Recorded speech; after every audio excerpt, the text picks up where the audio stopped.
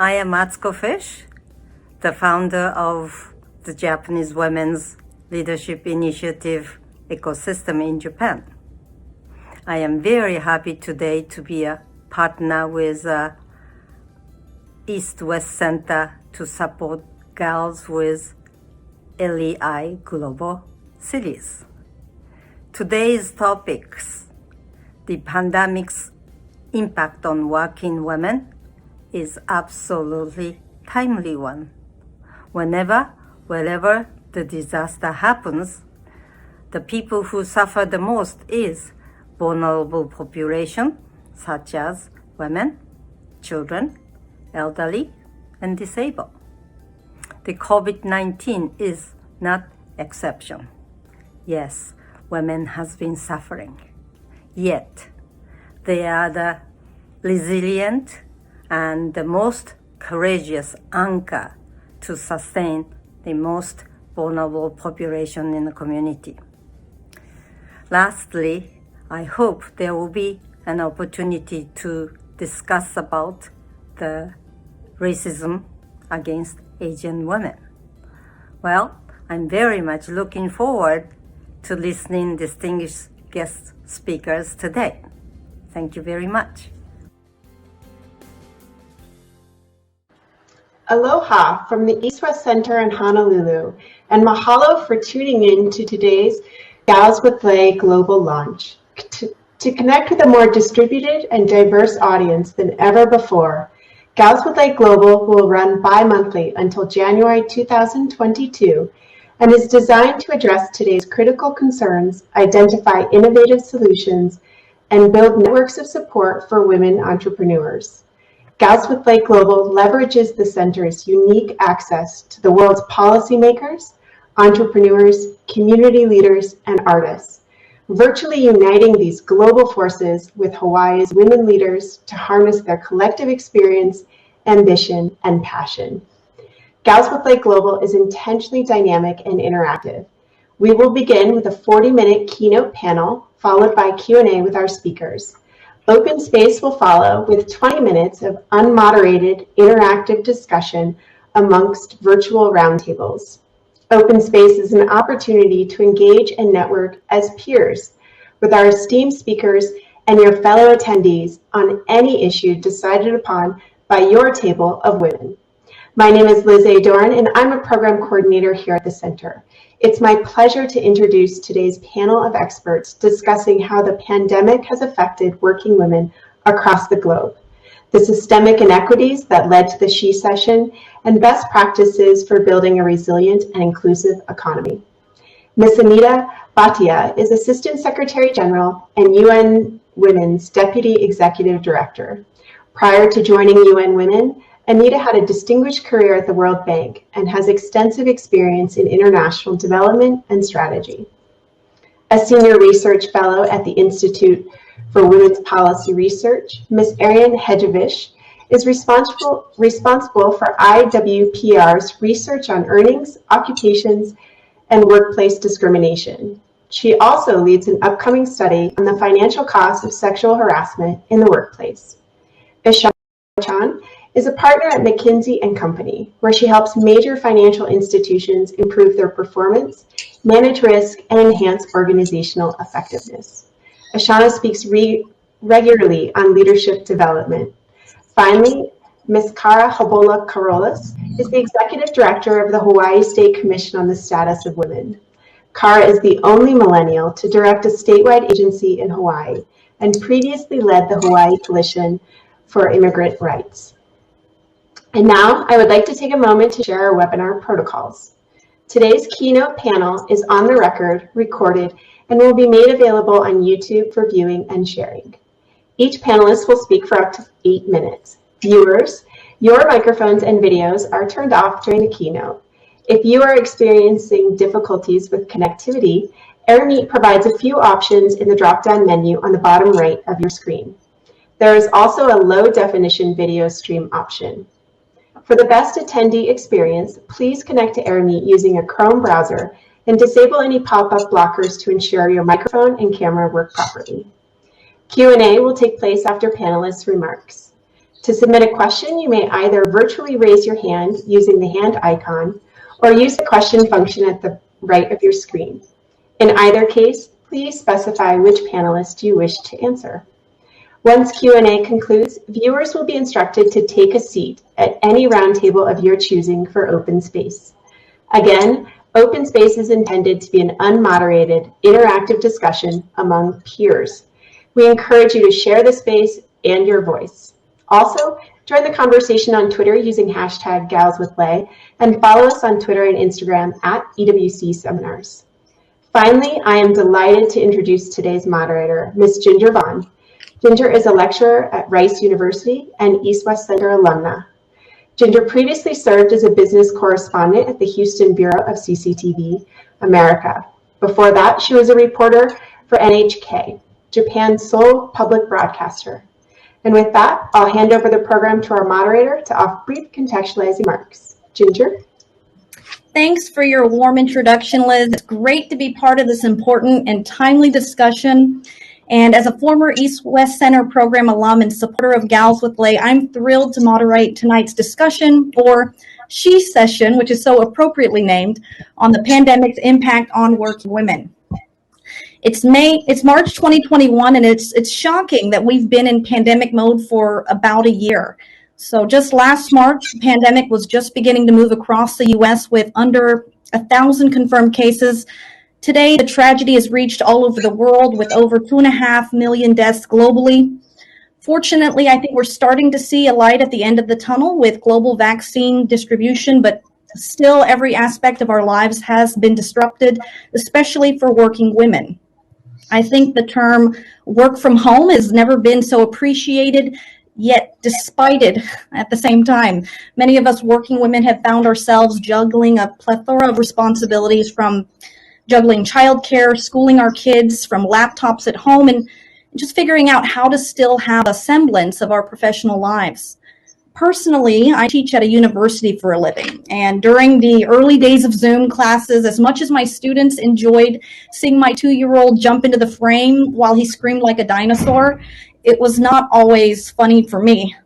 For those who've been stuck at home juggling family responsibilities, caregiving, and trying to maintain a professional work-life balance, I feel you when you say it's challenging and sometimes impossible to live where you work. Recent data from the Brookings Institute and McKinsey Global Institute show that while women make up nearly 40% of the global workforce, they also make up 55% of job losses.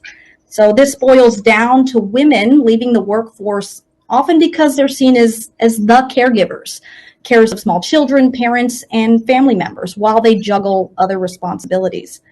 Many don't have feasible options, job options, and are forced to drop out of the labor market. So today we're looking at how the pandemic poses a real threat to women's progress, equality, and economic gains. And what are some ways to address these issues for working women around the world? So without further ado, let's go ahead and dive in and hear from our panel of experts on what can be done to mitigate the economic effects of the pandemic and how we can build a more inclusive society. So I would like to turn it over to our first speaker, Anita Bhatia. Thank you very much, Ginger. And can I just say a very warm good morning, good afternoon, good evening to whoever is attending, wherever you are. And to say it's a real pleasure for me to join you on behalf of UN Women on this panel. I'm really delighted to be here with you, Kara, Ishana, and Ariane. And I'm really looking forward to the discussion today. So with that, let me just start by saying extraordinary times call for extraordinary measures. We are living in a cataclysmic time. We have been through one of the worst years in human history. And while we have gotten used to wearing masks and living at home, or living at work, I should say, we have yet to fully understand and take on board the implications of a year like none other. UN Women has been at the forefront of highlighting the impact of the pandemic on women, and its impact has been disproportionate. And that impact has shown up in 3 areas, principally. First, in income, second, in health, and third, in security. What we saw last year is that the pandemic, because it hit sectors that were heavily feminized, like retail, tourism, travel, domestic work, had a really disproportionate impact on women's ability to be in the workforce and on their income. The second impact that we saw on women was on their health. Access to reproductive services and much needed medical services for women was really constrained during the pandemic because governments appropriately pivoted to solving for the public health crisis. But as a result, a lot of women lost access to much needed medical services, which of course had an impact on their productive lives. You can't really tell a woman who needs an abortion to come back in 6 months. The third impact that we saw was on women's physical security. The pandemic unleashed a wave of unprecedented violence against women. So much so that the Secretary General of the UN came out and called this pandemic the shadow pandemic, and he asked for a ceasefire at home because it became impossible for many women to remain at home. I say this to provide context for what we are seeing today, 1 year into the pandemic. And this is what we're seeing. We're seeing, number one, that female labor force participation is actually dropping in many countries across the world because women are facing the triple whammy of care at home, of work, and also the added burden, if they have children, of schooling for their children. The world is really divided today into women who have care burdens and women who don't have care burdens. And we know from our research that even before the pandemic, women had a care burden that was 3 times the care burden of men. And that care burden has just gone up exponentially. Number 2, what we are seeing is that for many women, because they have stepped out of the labor force, it is becoming very difficult, even with the opening up of economies, to step back into the labor force. And so this will have long-term consequences, not just on their own lives, but on productivity and on GDP. So this is something we are very, very concerned about. We now need to think forward and to think about what package of solutions, what package of policy measures is actually going to be able to address this. How are we going to get out of this? So the first thing we have to say is that any attempt to build back better, any stimulus package, any fiscal package, any monetary stimulus package has to put women at the center of the packages. And so then we can ask, is that happening? And I will tell you, again, based on research done by UN Women and UNDP, that it is not. We have published something called the Global Gender Policy Tracker, which looks very specifically at whether or not economic stimulus packages worldwide have women at the center of their responses. And unfortunately, the answer is no. Only 20% of the countries that we surveyed actually had a holistic set of measures that addressed women's economic insecurity, addressed violence against women, and addressed their care needs. So we have a very, very long way to go. Governments around the world have spent a total of $11 trillion on stimulus packages, and yet women do not feature enough in them. So what is to be done? Number one, governments have to put care economy, the care economy, as a central pillar of their response packages. We're seeing this in some countries, but certainly not enough. I was very pleased to see that in the stimulus package announced very recently by the US administration, there is actually attention to this issue of childcare and ensuring that women who have care burdens are receiving credits that enable them to meet this burden. The second issue that we have to make sure is happening around the world is that women actually get cash in their hands. We need to make it possible for women to receive cash transfers. Well, that's okay if you live in a developed country, but if you're in a developing country and the government cannot find you because you are in the informal sector, you can't receive a cash payment. It is as simple as that. And so those countries that have invested in infrastructure, in particularly digital infrastructure, have been able to get cash into women's hands. So we saw in India, 200 million women were able to receive cash transfers because the government could find them because they have identity cards and they have mobile phones. So for many countries, one of the key pillars of building back better is going to be investments in digitization and in mobile telephony and in services that connect people digitally. Number three, we are seeing a great need for many countries to spend more on things that impact women. But by and large, countries do not do gender responsive budgeting. We're asking governments to do more gender responsive budgeting so that they can hardwire spend on those sectors that actually help women: health, nutrition, education. And every sector has an impact on women. We want that hardwired into resource allocation.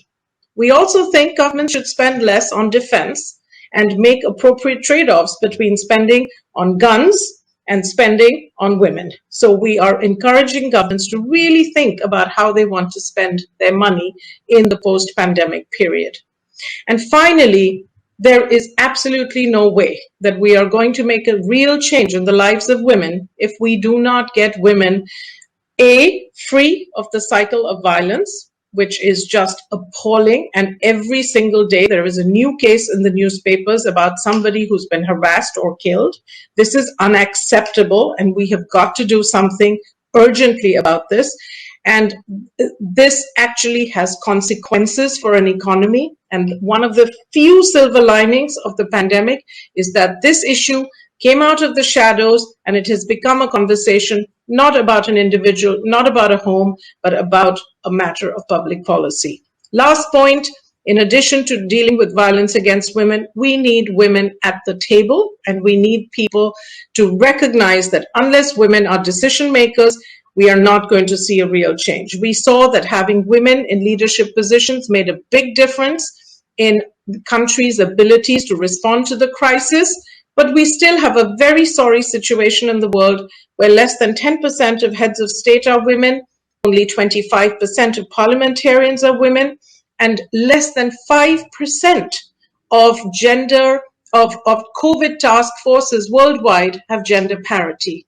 We still live in a world where only 13 countries in the world have gender equal cabinets. So until we change who's making decisions and who's at the table, things aren't going to change for women. Thank you very much, Ginger, and back to you.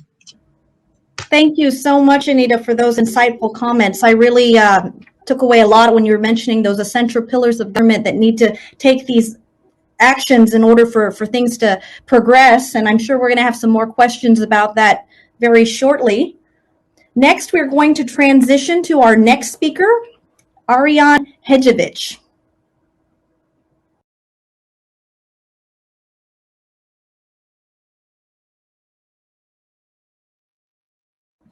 Ariane, I'm going to ask you to unmute your mic, please. I'm sorry. That makes sense. Sorry about that. People don't learn, do they? Even after a year of Zoom. Once again, thank you. I'm really pleased to be on this panel. I work at the Institute for Women's Policy Research, and we are a think tank based in Washington, D.C., and are concerned with research and policy development that supports women's economic security and greater equality.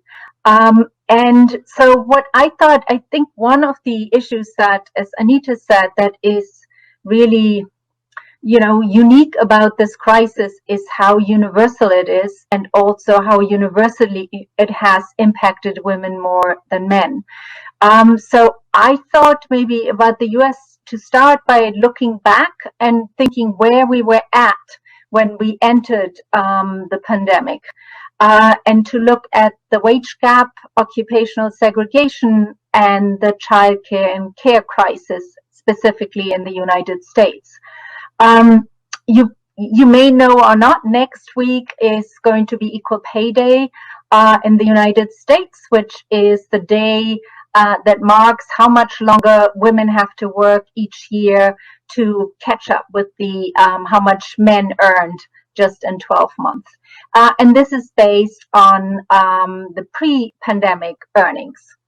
The gender wage gap is large, and it's 82 cents on the dollar. It's particularly large for Latinas and Black women.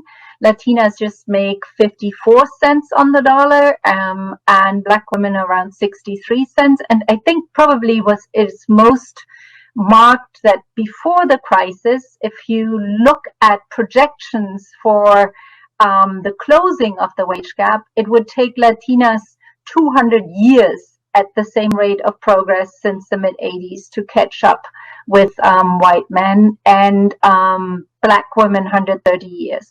Now, of course, what the wage gap means is that women entered the pandemic, the crisis, with fewer resources, less saving, greater economic insecurity.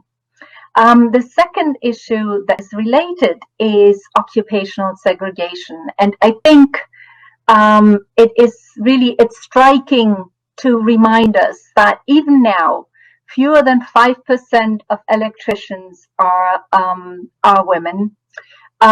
Fewer than 5% of airport mechanics are women. The number of women who work in IT as software engineers has been falling over the last 20 years. Not the number, the proportion of those jobs has been falling. And at the same time, over 9 in 10 nurses, teachers, childcare workers are women. And of course, that is behind the unequal impact that the Shecession has had during COVID. And I think the third issue to remember is the childcare crisis that we were in before the pandemic. Firstly, childcare was either so expensive that people couldn't pay for it, or a lot of women and families lived in areas where you just couldn't find even half decent childcare. Now, when we got to January 2020, just before the recession, women actually in the US were just over 50% of everybody on employers' payrolls. That's the first time ever that they were above 50%. And to some extent, that also relates to women being in slightly less good jobs, because that includes double counting for part-time jobs. But 50% was really high. Nevertheless, the fact of part-time work, the fact that in the workforce they were still behind, and if you look at women and men with kids, big gap in workforce participation because of childcare not being there, and because of the expectations of who should step out of the workforce when something happens. So that's where we were at when COVID started. And of course, as Anita has already said, because of the crisis, the sectors where women are the majority of workers, leisure and hospitality, healthcare and education, government, all of those sectors still are at least 1 million below employment levels from where they were a year before. Leisure and hospitality, 2 million below. There are still 4.2 million fewer women are employed now than they were a year ago. And for Black women, 1 in 10 women are no longer working. And for Latinas, it's similar. For women, it's about 1 in 20. Huge numbers. About half of those have given up looking for work, and the other half are actively looking for employment, so officially unemployed. But about 40% of those who are unemployed have been out of work for at least 6 months. So it will be very hard to get back to a decent job when jobs come back. You've noticed I haven't said that much about mothers yet. Of course, mothers have been really badly hit, and about 40% of women have taken either cut back their hours a bit or had to take some leave because of care responsibilities, childcare and other care. But I also, from the data we've seen, a lot of that is also because of job loss. So because in a pandemic, not very few women or families have the options for women to stay out. So what it means is women, if they could, have continued to work and to combine that with childcare. And that includes, about a quarter of women who work remotely, who are lucky enough not to have to interact too much with the public, but often can't get essential childcare and obviously have to school their kids. Now, how quickly are we going to get back? You probably have seen the Congressional Budget Office has projected that the economy will bounce back pretty quickly, get to the same level of revenues and economic volume as before, but the labor market will still take 3 years or so to recover. And a lot of those jobs where low-wage women were working are the slowest to come back. So really kind of a longer-term problem of people being excluded. So as Anita has already mentioned, the recovery packages, and I do think, thinking positively, what the crisis has shown, I think it's taken us aback as women. A lot of women have thought, no, really, we are still that unequal. So there's a big appetite for getting change, for pushing men to do more, but pushing employers to let men do more. There's a big recognition that there needs to be more investment in the care economy, in childcare and other care, and that those jobs need to be good jobs, and of the recognition that all these essential workers weren't paid essential wages, hence the pressure for minimum wage. And so I am vaguely optimistic that, there will be a groundswell to redesign and rebuild the economy in a manner that is hopefully more equitable and more care focused than it is now. Thanks. Thank you for your comments, Ariane. I think you might have seen on your screen when you were mentioning the groundswell for demand of just more equality. You saw these hearts and these claps coming, these icons coming past your screen. I think a lot of people agree with you, and we'll probably have some questions around that and some of those eye-opening facts about inequality in the workforce. Thank you very much. Now, moving on to our next panelist, we will hear from Ishana Rambachan. Ishana? Thank you. What an honor to be here and to learn from my fellow panelists. I'll be sharing a bit in terms of our research, which is the 6th year of our Women in the Workplace report, which is a joint effort of McKinsey & Company and leanin.org. It began in 2015, and it's the largest annual benchmark of women's progress in corporate America. And I think it is equally sobering what we found in the past year, as my co-panelists have shared.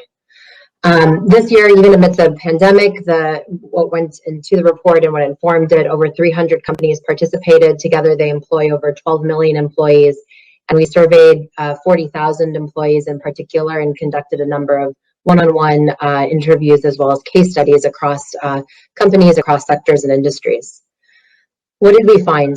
I think very consistent with what both Anita and Ariane shared. We found that over the past 6 years and before COVID-19, we had been optimistic. We'd begun to see signs and slow and steady progress in the representation of women in corporate America. Since 2015, the number of women at the top, especially in C-suite and SVP levels, had grown by about 22% and 18% respectively. Since 2015, there were these bright spots. There continued to be less progress at entry level and at managerial levels, the first promotion, that bottom rung, as the most unmoving and sticky. What we found is that despite that progress, there were still elements that were in trouble. Women promoted to manager at lower rates than men. For every 100 men promoted to manager level, 85 women were promoted, 58 Black women were promoted, and 71 Hispanic women were promoted.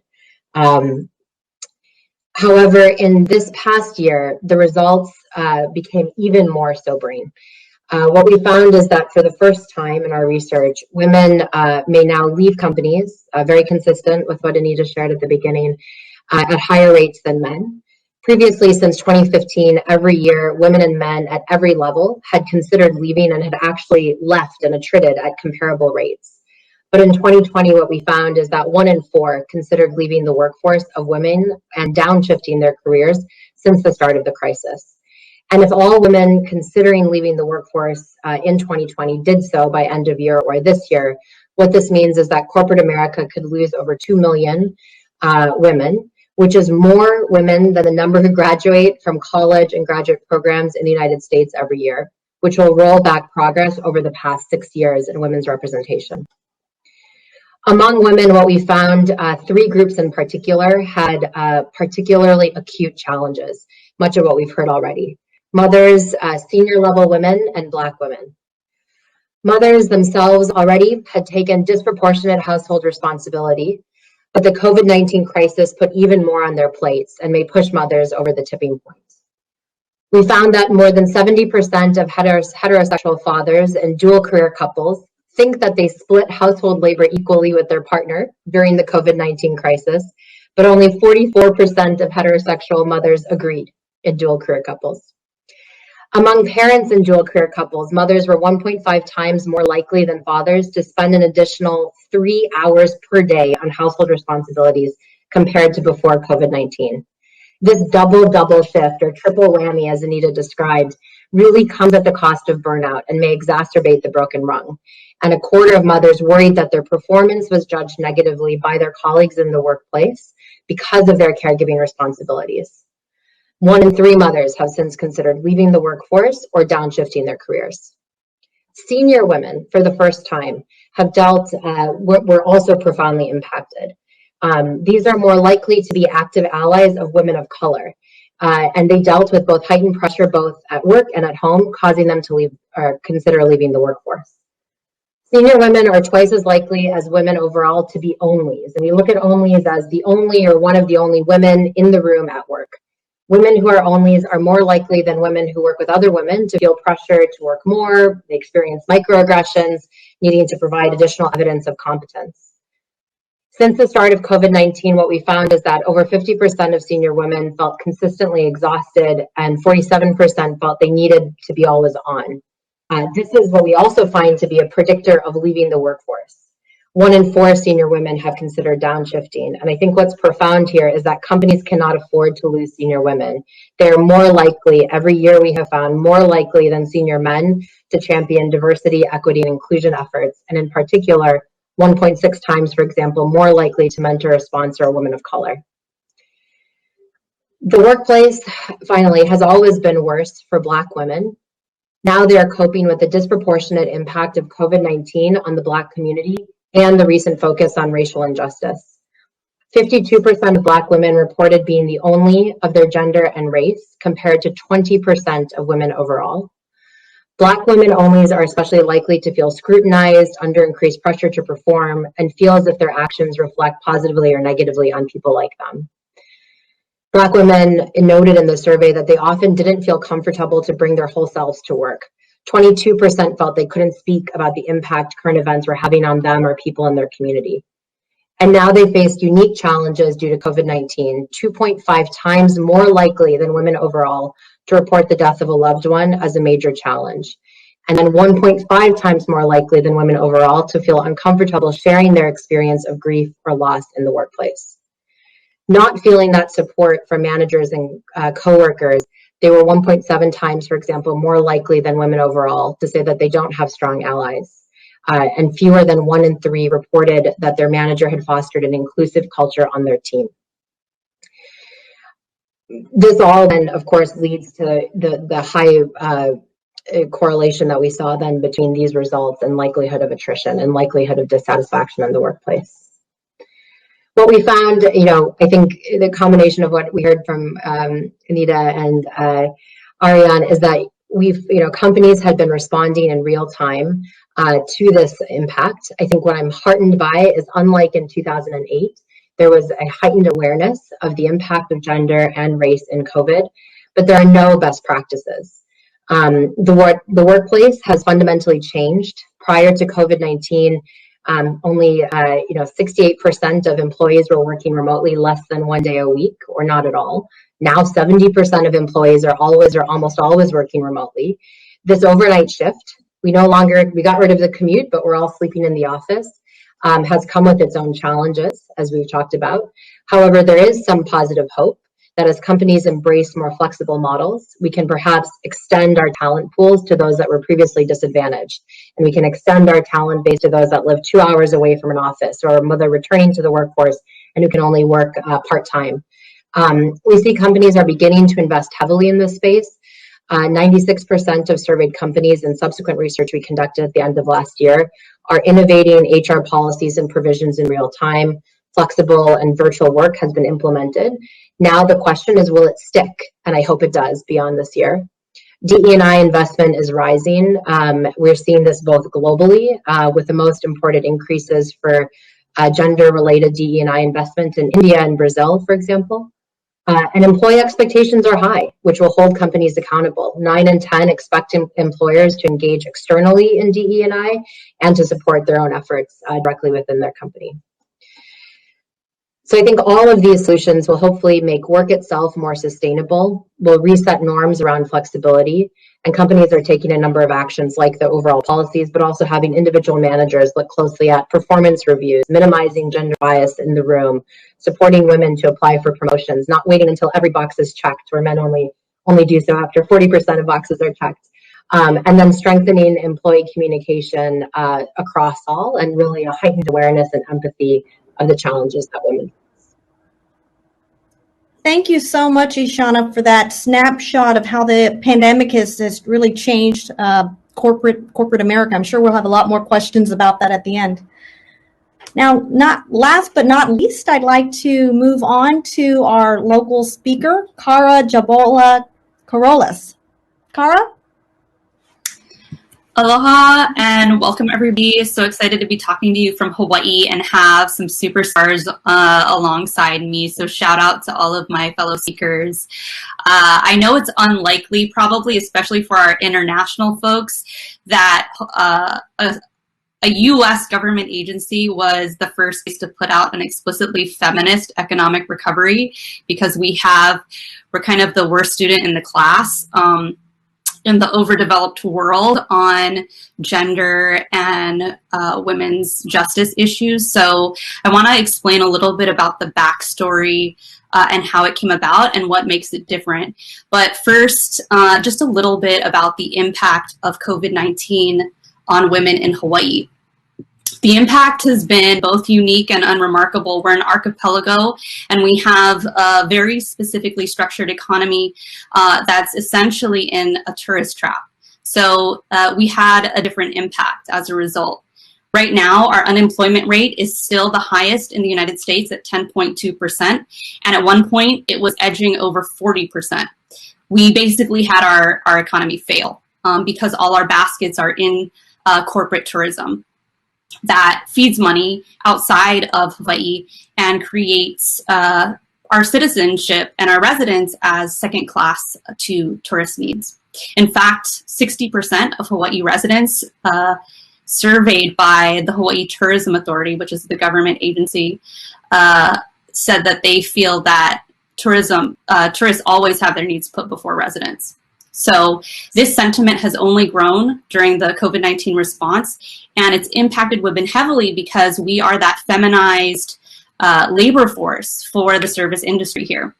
So we've, of course, had, the disproportionate job losses, all of that, and we've seen, a lack of childcare, because childcare in the United States and in Hawaii is highly privatized patchwork that failed us instantly. And we've also seen a massive increase in gender-based violence. So that's not unique to us, as we've heard already, but it's not just the quantity of violence, but the quality as well. In my entire time serving as the executive director of the Hawaii State Commission on the Status of Women, I have not seen the level of sadism against women and girls that I've seen during COVID. And there have been some really high profile incidences that demonstrate this. One woman, one single mother, had her vagina mutilated from going on a date during COVID. We had a lot of increase in complaints about sexual exploitation and sexual assault by landlords, especially of immigrant women. And we recently had a woman who was found dead in a dumpster on one of the military bases here. And there are more horrific incidences of that. And I definitely feel that it's connected to COVID, that men are taking their frustrations and anxiety and anger out on women in Hawaii. So we've really been struggling with that. As well, access to reproductive health, because abortion providers fly into the neighbor islands, and when we had quarantine and travel quarantine, that completely halted. And so our neighbor island women have really lost access in many ways to basic reproductive health services. Also, maternal health and medical racism have led to some very poor policies at our hospitals, specifically in labor and delivery. Women having to give birth without their partners, without the dad, without their husband, completely alone, and birth attendants not allowed to assist, and other problems that have had a serious impact on their physical and mental health. So those are just one little snapshot of the devastating impact so far on women as a class. And a year ago today, we set out to counteract that, and not just counteract that, but make sure that we're building a system that works for women. So we called it a feminist economic recovery plan, which made it different from the get-go. And not just that, but the lens that we used and the analysis that we used was rooted in the feminist movement. We didn't use the term or lens of intersectionality, although that's been a game changer in the way that we do our work and in advancing racial justice in particular. But we wanted to undermine the idea that these systems of oppression are separate, and instead, rather, that they are one and the same. Patriarchy is capitalism, is white supremacy. And we have to grapple with all of them in order to truly find genuine security for women and girls. We also didn't use the lens of equality. Notice that we didn't say a gender equal recovery plan, because we wanted to eschew equal participation in systems that produce oppression for working women and produce immense privilege and wealth for the capitalist class. So we created a feminist blueprint that was really rooted in Indigenous values. A lot of folks ask me, well, who was it and what were their identities? And it was almost entirely Native Hawaiian, Black, Pacific Islander, and immigrant women. But more than that, it was the values that we held and that we brought to the table, and our political stances. So it was really nice that we shared a lot of that, and we didn't have to do too much work organizing and getting on the same page. So what did it have in it? I won't say too much about that because you can all look it up. But first and foremost, we wanted to center Native Hawaiians. You know, land acknowledgements can't house Indigenous people. We wanted to make sure that federal funding that was coming in went to Native Hawaiians first, at least a 20% pro rata share, which is the responsibility of the state through other legislation. And we also wanted to create an infrastructure that was needs-based and facilitated a needs-based economy here, which is profoundly different from what we have. So, of course, investing and building up education, healthcare, sustainable agriculture, which existed here in the past, as well as a maternal healthcare infrastructure and care infrastructure too. So I will close with a little bit about how that, you know, where is it now? Like, what happened with this? Is it just on paper? But there are concrete manifestations of the plan that I'm really happy to share. So we've been able to fend off so far existential budget cuts and massive furloughs, especially to public sector workers, which were proposed and threatened. You know, of course, capitalism, the ideology, the system itself wants to immediately take money away from non-profitable services. So we were the first to go, which wasn't predictable, but that's something that our plan prioritized and that we've been able to do so far. We're also one of the few states that is still waiving income requirements and waiving work requirements in order to get subsidized childcare or free childcare. So that's something we're really proud of. We've also, we're almost done creating a tool that can be used and will be used across departments to make sure that their crisis response is gender equitable and promotes justice for women and equality for women.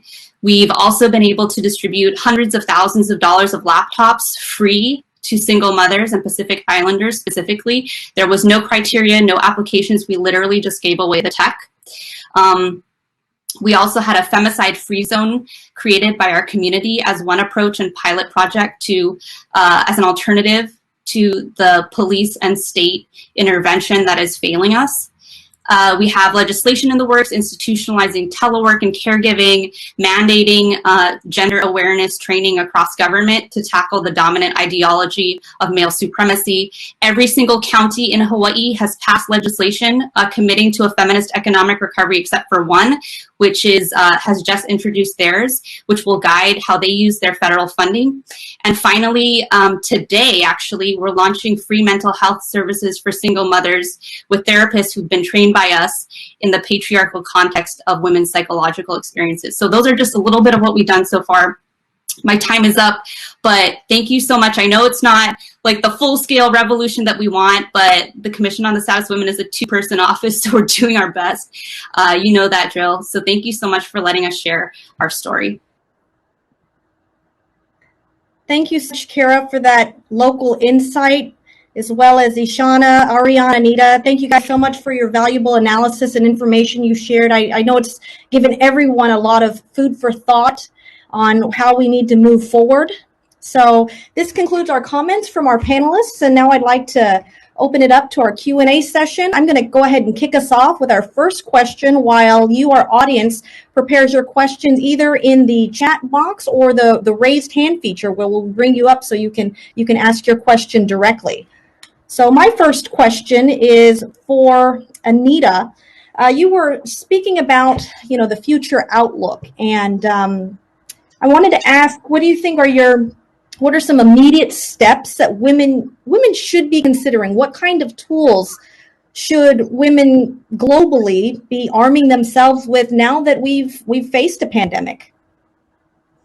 So a couple of thoughts. First, I think it is important for women to have very frank and open conversations with their employers about their expectations at work, if they're lucky enough to have a job.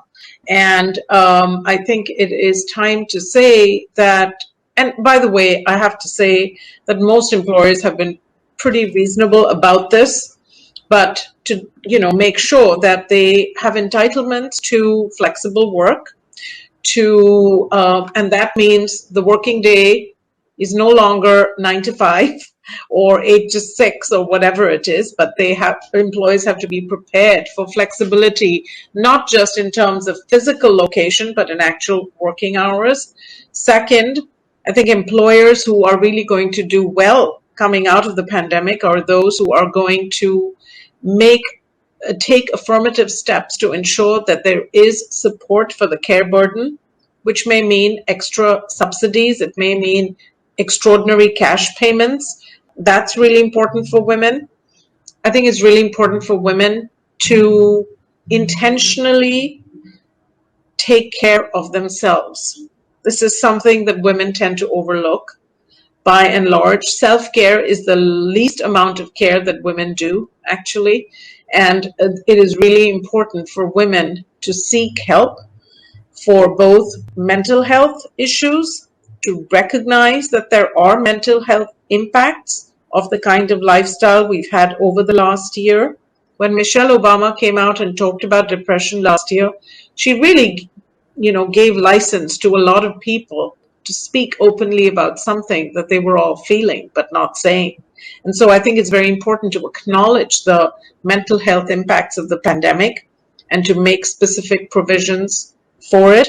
And then finally, I would say it's really important for women to, if they are victims of violence, to seek help, to make sure that they are actually taking the steps that they can to seek help, whether it's at shelters, through employment networks or other networks. And it is also important because this agenda of women's rights and for women to be able to work properly during and after the pandemic is not a women's agenda alone. It is a universal agenda, and men and boys need to play their rightful part in it. Excellent. Thank you so much. I have another question here for Ishana. So the question is, if you find yourself in a work situation where you believe you're being discriminated against for your caregiving status, where the environment is not friendly to families or caregivers, do you think there's anything you can do other than look for another job? Yeah, it's quite the challenge that so many are facing in the current environment. I think that in those situations, we've seen really actively seeking out your broader employee network, HR, if your company has an ombudsman, and using the broader resources that in many places have been put in place because of the response to the pandemic, and really looking actively for that support, extending not simply your specific manager, but the broader set of leadership in that organization would encourage that type of outreach. Excellent. Thank you. Okay, I'm going to continue going on through the questions. So this question is for Kara. What was the reception from the state of Hawaii legislator about the Feminist Economic Recovery Plan? It's been mixed. It's been very mixed. So there have been some folks who've been so enthused that they introduced their own legislation requiring the state to basically create a body to oversee this and implement it. And then other people, you know, what is feminism? Or who are basically women's oppression deniers, like climate deniers, and don't believe any of this is real. So it's probably what you would expect, and we need to do the political struggle that this requires. So we weren't surprised, but it's been mixed, yeah. Thank you. So next question goes to Ariane.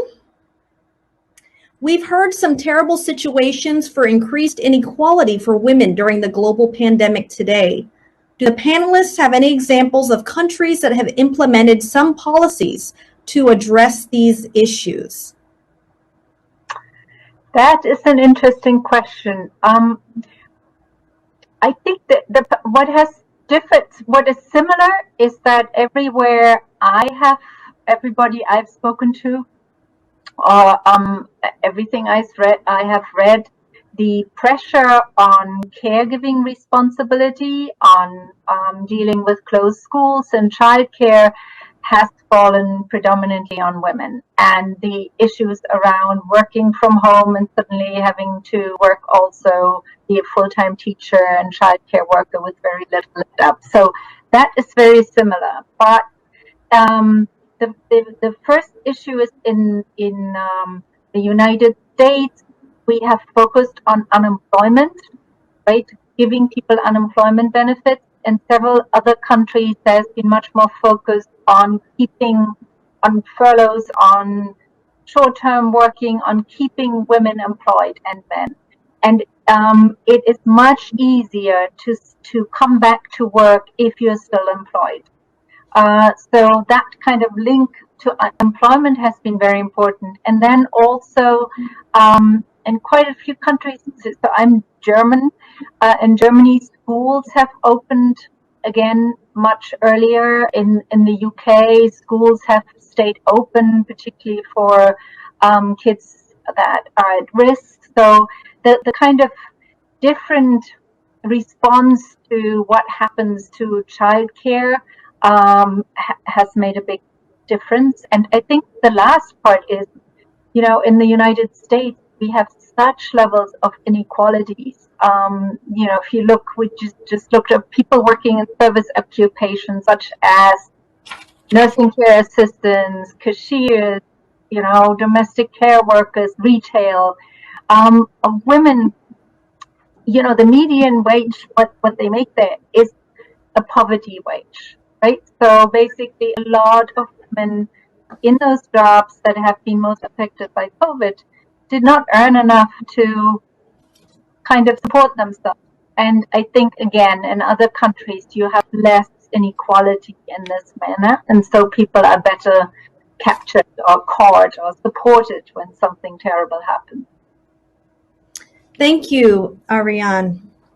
And now I see Liz back on the screen. So I think that must be we are coming to the end of our Q&A session. Is that correct, Liz? Yep. Okay, so I'm going to go ahead and thank everyone for their excellent questions, and also the panelists for your insight and sharing some of this deep, rich information that I really feel helps us understand the situation of how women's lives have been impacted during the pandemic, and really where we need to be, joining collaboratively to help push forward and to kind of regain some of these losses and continue to push for more equality in the workplace. So with that, I will turn it back over to Liz. I want to thank again moderator Ginger, and to all our panelists, Anita, Ariane, Ashana, and Kara. The Center is honored to host such esteemed women. Thank you as well to all our viewers for attending this Gals with Lay Global webinar.